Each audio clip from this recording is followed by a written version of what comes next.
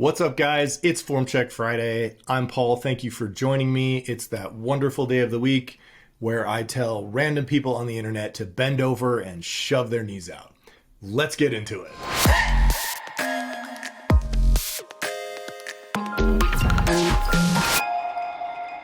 Okay, welcome to Form Check Friday, round 2 for the day. I just shot an hour-long form check video and listened to it, and the audio was complete shit and unusable, and so we're gonna do it again. So I have already seen every video here and have offered very useful feedback, and that video does not exist anymore. So this will be a lot faster than the last one because, again, I've already been doing this for an hour. So no problem. Technical issues solved. I'm recording the audio separately just in case something happens. Lesson learned.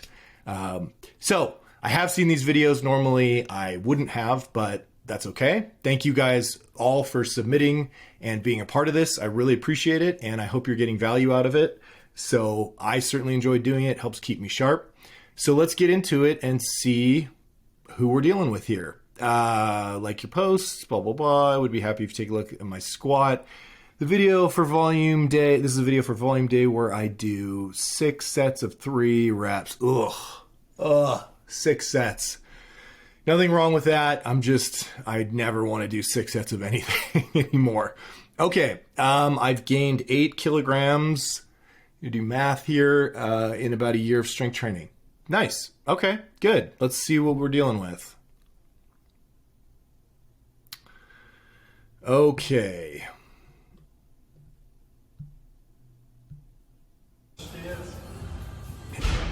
Turn some volume down here a little bit. Okay, so bar position's good. Wrists are straight. Upper back looks nice. Stance looks pretty good. Depth is good. Watch the head. Okay? Yeah, so keep an eye on the back of his head for this last rep. And you see it lift up. Okay, so there's only, if you guys have seen the other form check videos, there's really only 5 things that I tell people over and over again, because most of the mistakes are pretty straightforward, and most people make the same mistake. So lifting the head is one of them. We'll get to that in a second. Let's talk about the descent. Let's talk about stance. Let's talk about knees. So see if I can nail the pause here, and when we get him down to the bottom. I think your stance is pretty good. We'll check it out. Yeah, looks pretty good. But here's the issue, and I'll see if I can. Okay, so depth, very nice. The problem is that your knees are pointed too far forward or straight ahead and not out enough.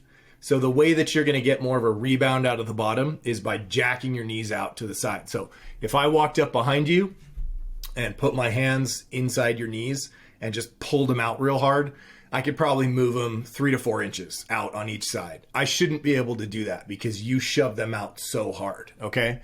So where's my little drawing tool? So this, right, we want this knee to go out that way, okay? Out as wide as you can. So another good use for pause squats, go down to the bottom with an empty bar, or first go down to the bottom with no bar, put your hands together like this, squat down, shove your knees out real hard, and feel that stretch in your groin, right? You feel that tension. If you don't feel that when you're squatting, that means you're not shoving your knees out hard enough. And that's where you're going to generate more of a rebound, more of a stretch reflex on the way back up. So you will get more help on the way up if you keep your knees out harder.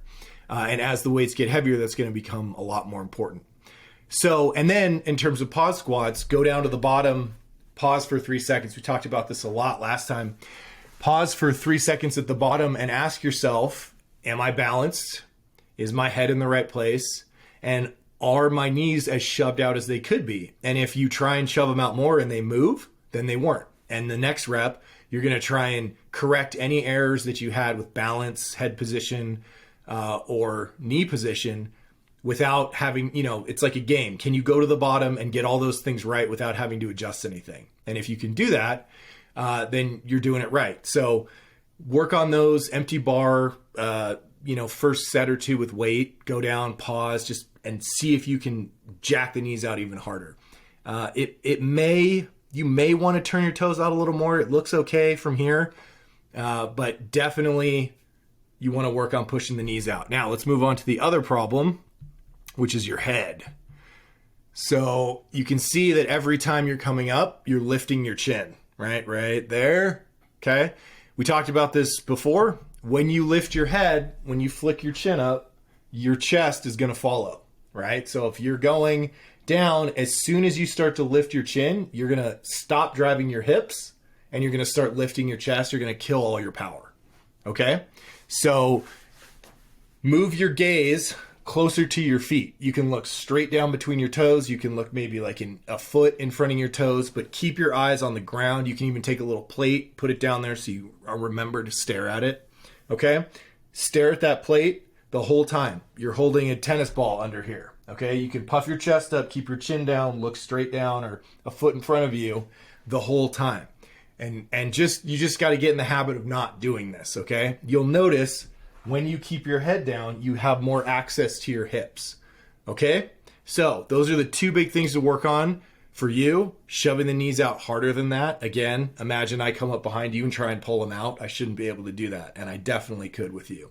And keep your chin tucked on the way up. Stay in your hips. Maintain that back position all the way up until you get to the top and then stand up. So those are the main things to work on other than gaining more weight. So 8 kilograms in a year, keep going. And you're going to be lifting a hell of a lot more weight than this because you've got really good form. You just need to dial in fix those two little errors and put on some more body weight and you'll be crushing it. So thank you for submitting. I hope this helps. And feel free to throw up another one next week. Okay, moving on. We got Ryan again, my man. And so, again, I've already watched these and made lots of comments on them.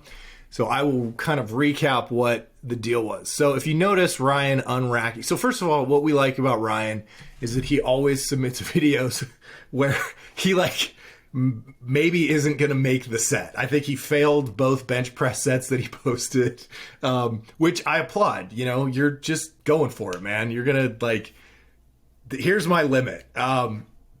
They're hard to coach though when you put up a set of a guy who's really doing a limit attempt.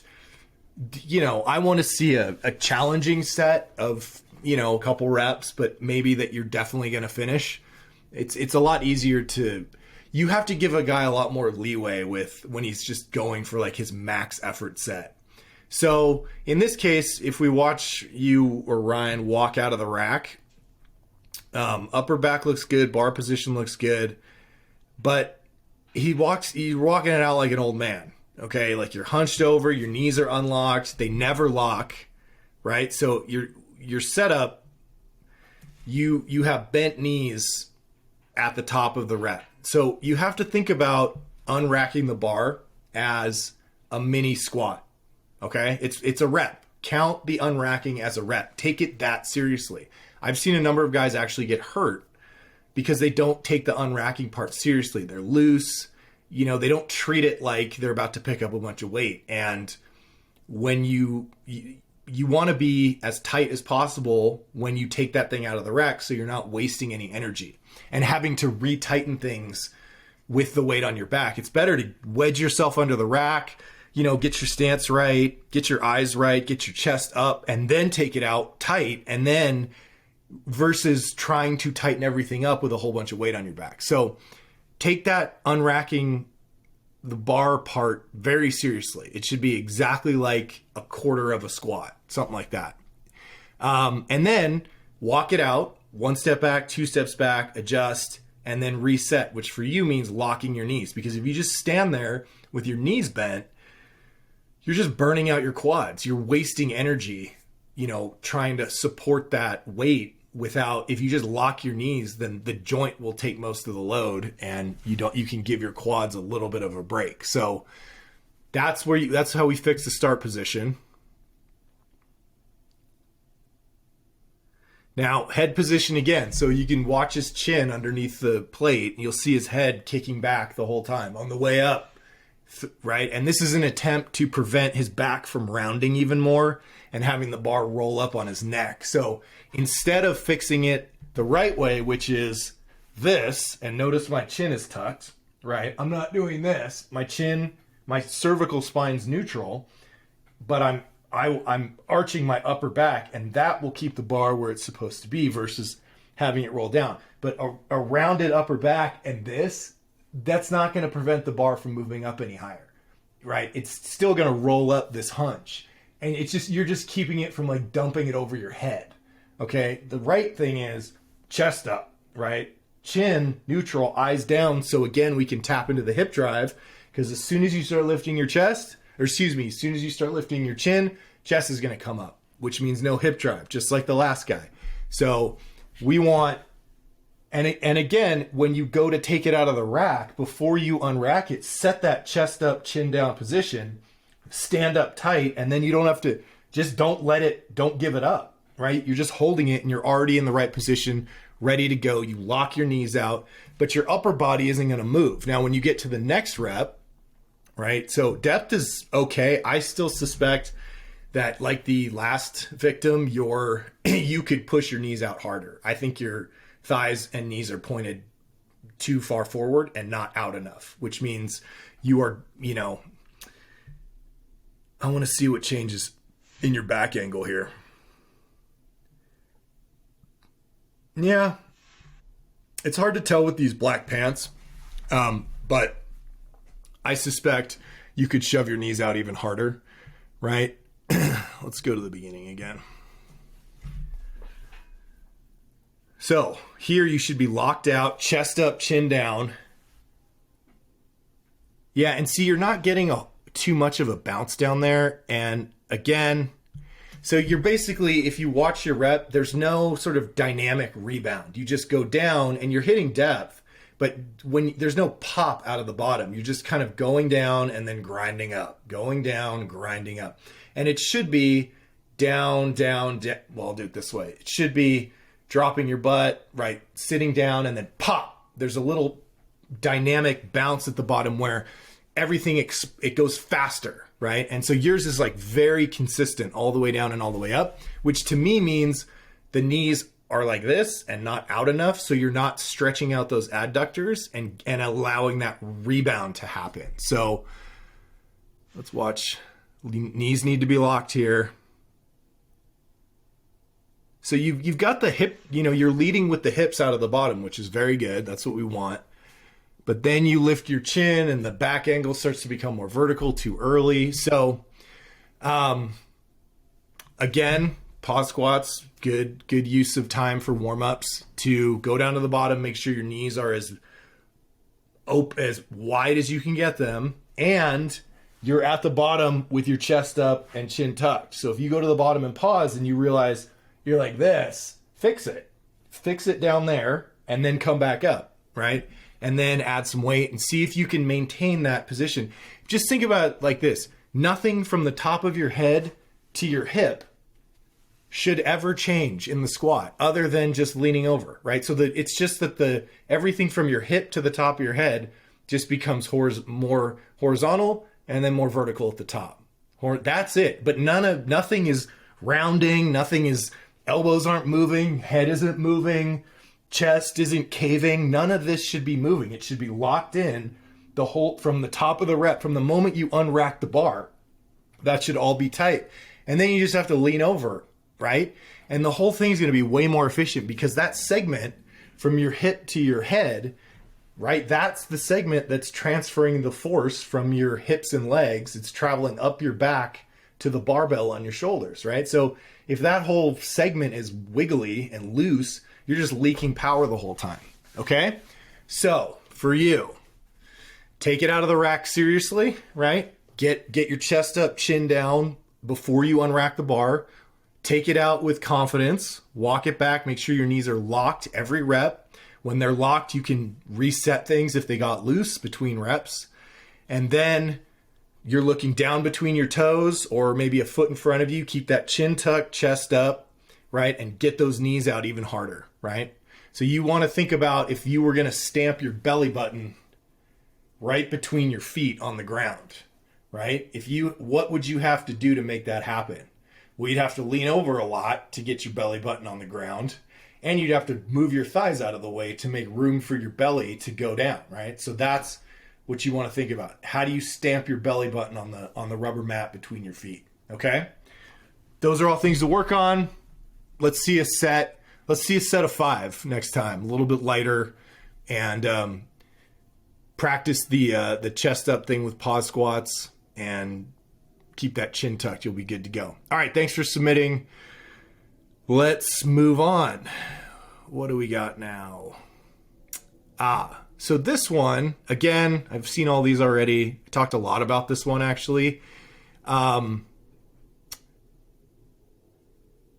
Let's see. Do we have music? Oh, yeah. We have a banger of songs. I'm just going to let this go while we watch this beautiful deadlift.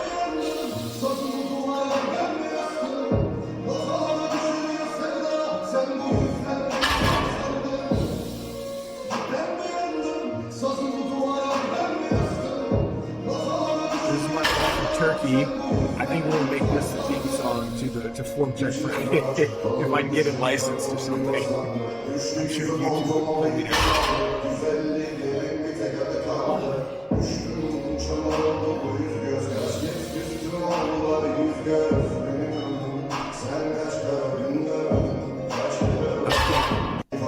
So I'm gonna kill this. I actually gotta think about that. If YouTube pulls these videos down, if they have music in them.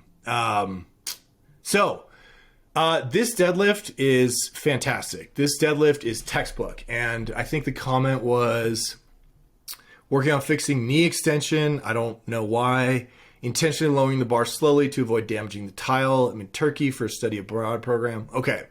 So there's nothing to correct here. If I had to nitpick, right, like a gun to my head, I have to figure out something to criticize about this form.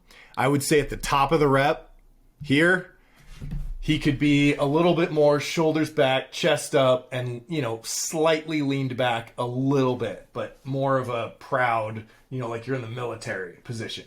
But I'm reaching here. Like, this is, sure, pull the shoulders back a little. But honestly, like, this is a fantastic deadlift. What I talked about when I shot this the first time was watch his back extension, watch his hips, and watch the pause between setting his back and pulling the bar up the ground. There, right? Okay, so this was just a great example of an excellent deadlift, and for a number of reasons. He's praying here. We're talking to God. The bar's dragging right up the legs. Okay, so I referenced in that I have a video on YouTube called Fix Your Cadence, Fix Your Deadlift, or something like that. Fix Your Deadlift Cadence. And the idea is that the deadlift has a rhythm, okay? And you don't want to waste a lot of time once you have your hands on the bar, setting, fucking around, relaxing, wiggling, right? Because it's not a comfortable position to be in. Your head is hanging down, your butt's up in the air, the blood's rushing, it's hard to breathe, you got your thighs pushing into your gut. So you don't want to sit there. You get psyched out. It's like when people hold the press for too long. They just get psyched out. So the faster that you can reset and go, the more likely you are to finish the set. So the deadlift has an ideal cadence, right? And that is breathe, squeeze, pause, pull. Breathe, squeeze, pause, pull. Take your breath, squeeze your chest up, pause, and then pull the bar up off the ground. And that pause is something that gets left out of a lot of people's setups. They try and set their back at the same time they try and pick the bar up off the ground. Or they'll set it real quick and then go. And you have one chance to set your back in the deadlift, right? To put your back in extension.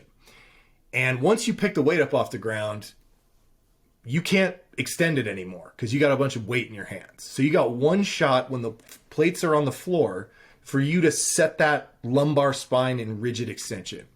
And you need to squeeze the hell out of it. You need to create as much tension in your back as you can. Because like we just talked about in Ryan's video, the force is that you generate in your hips and thighs and legs is going up your legs, up your back, down your arms to the bar. So this back segment is crucial to an efficient transfer of power. And if that back is flexing and rounding while you're trying to pick the bar up off the ground, you've got a massive power leak. And it's going to make the deadlift feel a lot longer and harder. So that thing has to be locked. And the way that you do that is you squeeze the hell, when you set your back, you create as much tension as you can. And you need to put a pause in there between setting your back and trying to pick the bar up off the ground so that you can check. It's like a tension check. Could I squeeze up any more? Is this it? Or can I get a little bit more, right? You put that pause in there. And the other benefit of that is if you happen to drop your butt, which he is not doing, but if you lower your hips when you're trying to set your back, which a lot of people do because the hamstrings are pulling down and the spinal erectors are pulling up for control of the pelvis. And if you drop your butt a little bit, the hamstring slack makes it easier to tilt your pelvis up and get that lumbar extension, right? You don't want to do that. You want to keep your hips high, right? And just squeeze your chest, set your lumbar spinal erectors in extension, okay? Because if you drop your butt, while it makes it easier to tilt your pelvis up and get that arch in your back, you attain that by closing the knee angle, right? And then your knees push the bar forward of the midfoot. So you'll see guys when they drop their butt, the bar bumps off the middle of their foot, and then it has to swing back in because they're not pulling directly over the middle of their foot. That's not what we want. So if you do that, I do that. I just posted a video of me deadlifting on my Instagram. And of course I noticed that I'm dropping my hips every time I set my back. I'm working on it. But if you happen to do that while you're trying to set your back, that pause gives you a moment to not only check that you're as squeezed up as you can be, but then you can roll the bar back to your shins if you made that error. It gives you a little beat to correct that error. So that's what that pause is for. Check that you are as squeezed up as you can possibly be. Check that you're locked in, you're motionless. Check that the bar is on your legs, and then go. And all of that happens in a beat, right? You take your breath, squeeze your chest up, hold it, okay, go, right? And he's doing a beautiful job of this. So you can see he's taking his grip, shins to the bar, and then shins to the bar, and then he's gonna squeeze his chest up, hold it, and then perfectly up the legs. I mean, this is so pretty. And if you watch his butt, let's see if I can mark it. So watch his hips here, right? When he sets his back, they barely move down, right? They barely move at all. A lot of people will turn their deadlift into a squat, right? He is keeping his ass in the air and just setting that beautiful extension in his back. I mean, it's a lovely deadlift, and he's working for it. We'll watch this last rep.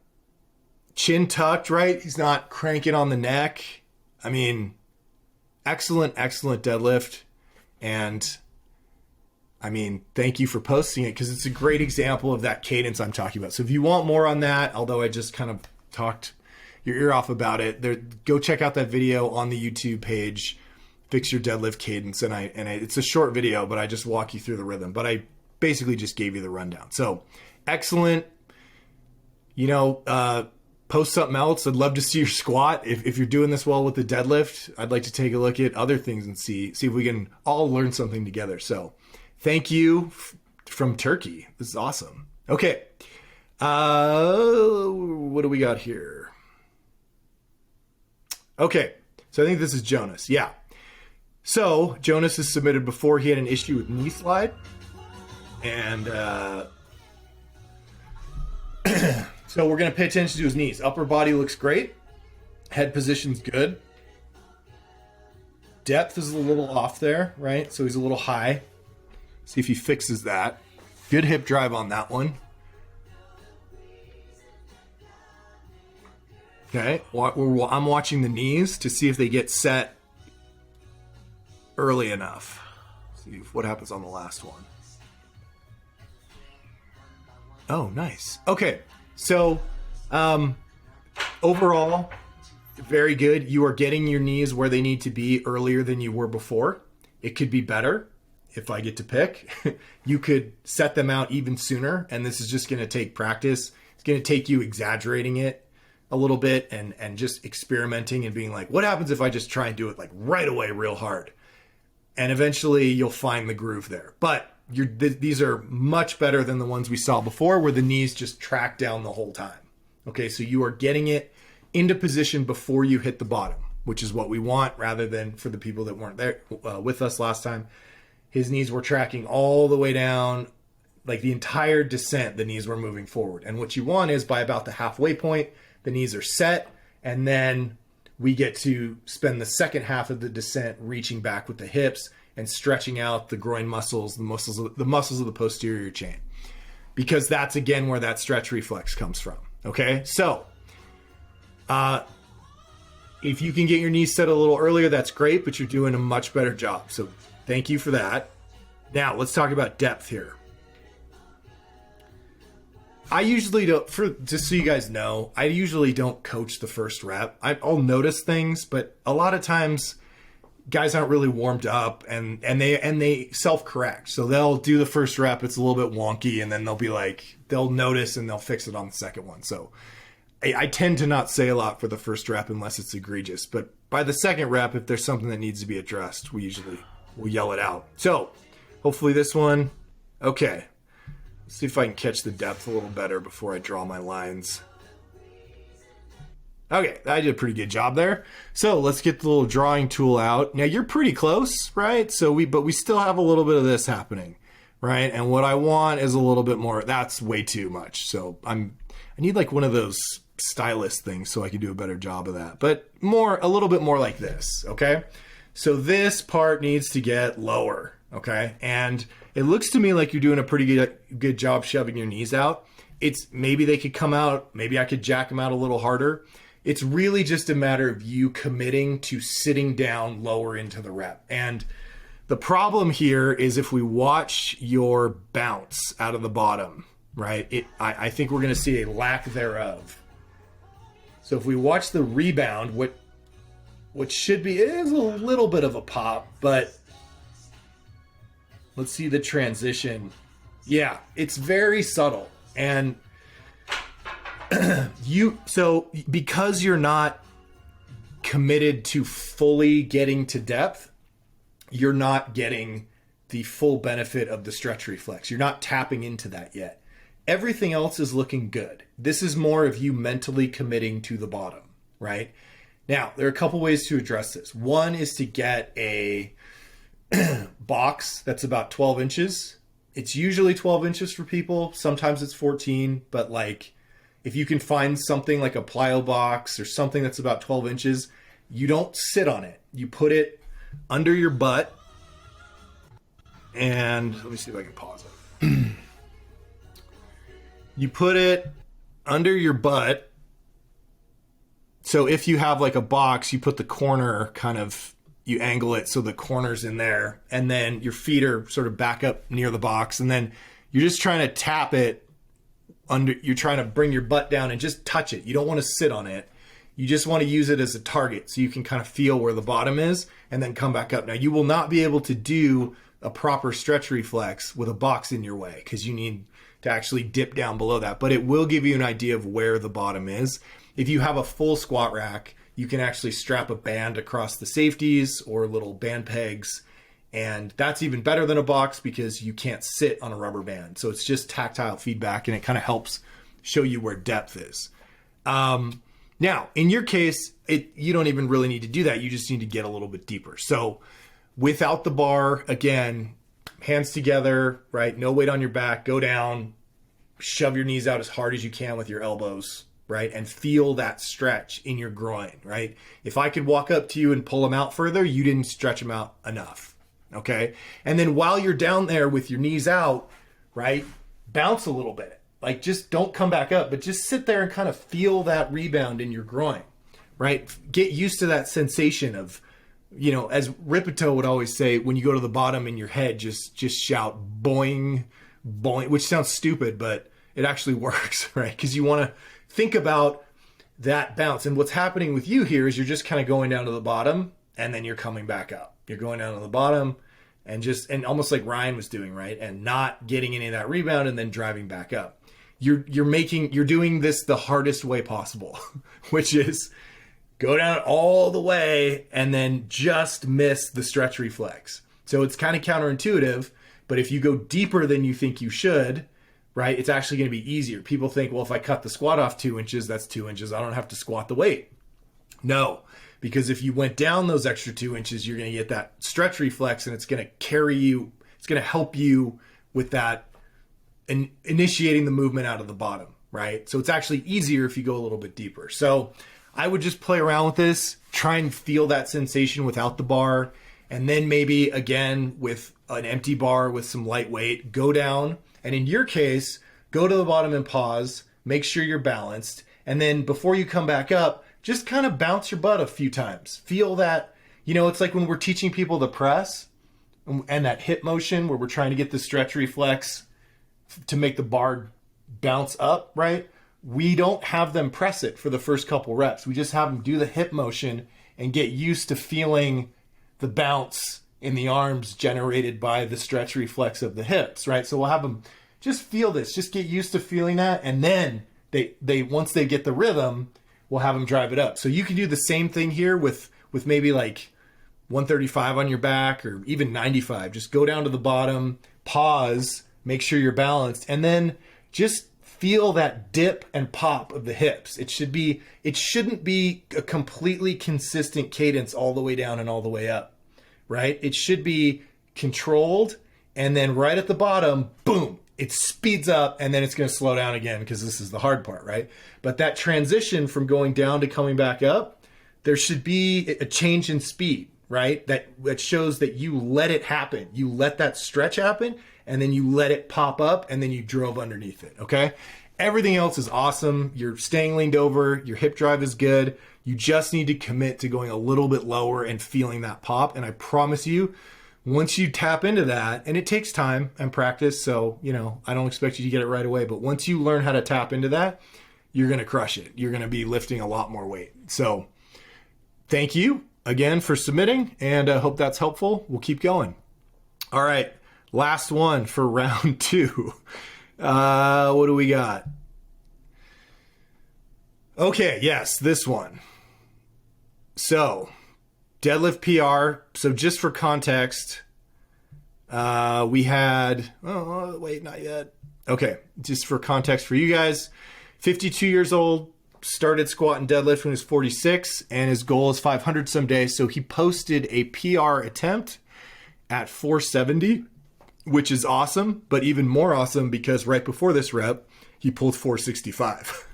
So that to me is impressive because if I pulled 465 or if I pulled what I thought was my 1 rep max and then immediately went up 5 pounds, it probably wouldn't move. That close, right? I have one good set of deadlifts in me and then I need to back off the weight. I'm kind of fried. So the fact that you did 470 or 465 and thought, hey, let me go up 5 pounds and you got it. I mean, kudos, man. So this is a PR attempt. And like we were talking about with Ryan, his grindy sets that he posts, you have to give a guy more leeway with a 1 rep max attempt, right? So there's going to be some errors and stuff that like we can talk about. But if I had him just pull a set of 5 at at maybe 90% of his 1 rep max, that's where I'm going to be more effective at correcting technique. When a guy's doing a limit attempt, it's like, just get the weight up, So, but we're here. And I think last time I mentioned when I shot this before that he's using straps, and that's totally fine. I use straps now when I deadlift. I've seen too many bicep tears, not in the gym. I've only ever had that happen once in person. But that's a shitty day to watch someone do that. He had been a lifelong smoker, which I understand weakens your tendon insertions. He had done it to his other elbow. His brother had done it to, I think, his elbows. So there was a genetic component. But had I known all that stuff, I would not have had to let him pull mixed. But, you know, he was a good sport about it. But that's a shitty day. And then the internet is just like it's just injury porn if you start clicking on the wrong videos. So I've seen way too many guys tear their bicep tendon off. I'm not competing anymore. If you're not competing, pull double overhand as long as you can to build up your forearm strength. And then at some point when it gets heavy, you can hook grip or you can mix grip. I have a video on my YouTube channel for how to hook grip with minimal pain. I find it still uncomfortable, but it's better.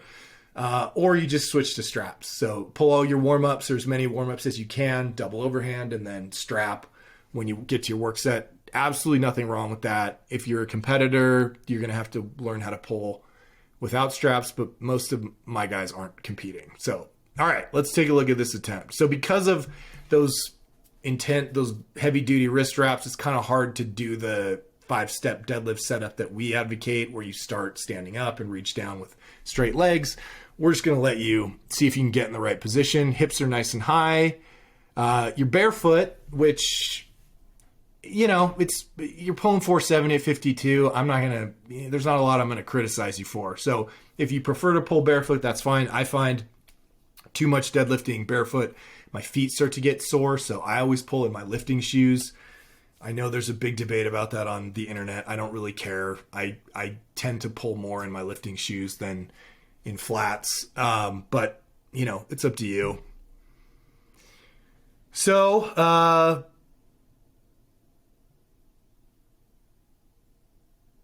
yeah, right on, man. There's not a whole lot I'm going to say about this other than good job. So let's take a look and see if we can see anything funky happen since we're here. Now, you're going to see when he sets we talked about this on the other deadlift video, right? So when he sets his back, you're going to see him drop his butt a little bit and get, and sort of lower his hips. Now, watch when he does that, keep an eye on the plates here, okay? Because they don't roll forward. So he's not bumping the bar.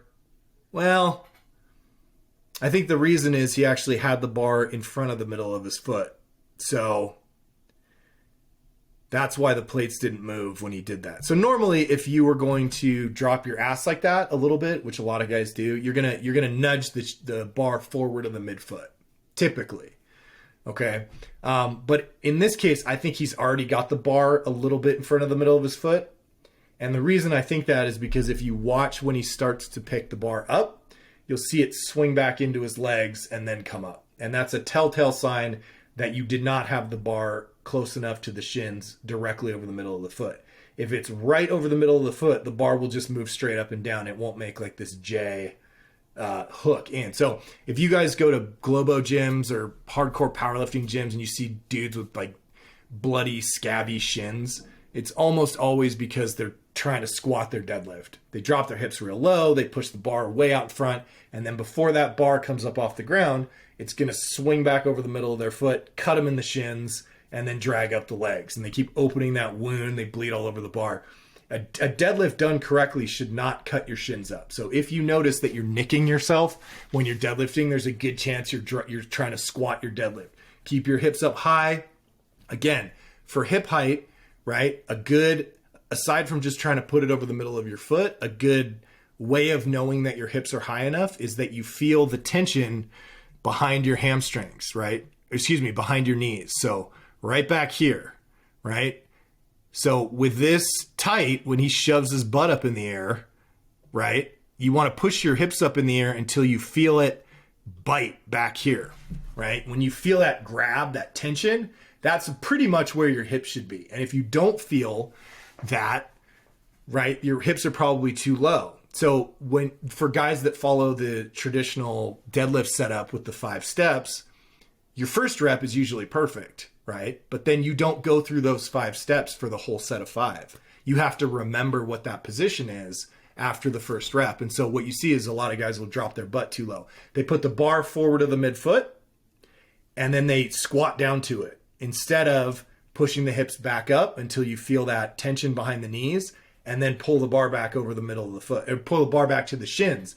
And that's another way of knowing that you're in the right position. So again, just to recap, if you set the bar down from 1 rep of the deadlift, push your butt up in the air till you feel the tension behind the knees, keep it there, roll the bar back to your shins, you're probably back in the right spot. Okay, so I think he's got the bar a little bit in front of the middle of his foot, and that's why you're going to see it swing in a little bit when he starts to pull. It's very minor. And again, he's pulling 4-7. Yeah, so you see it kind of come in a little bit before it gets on his legs.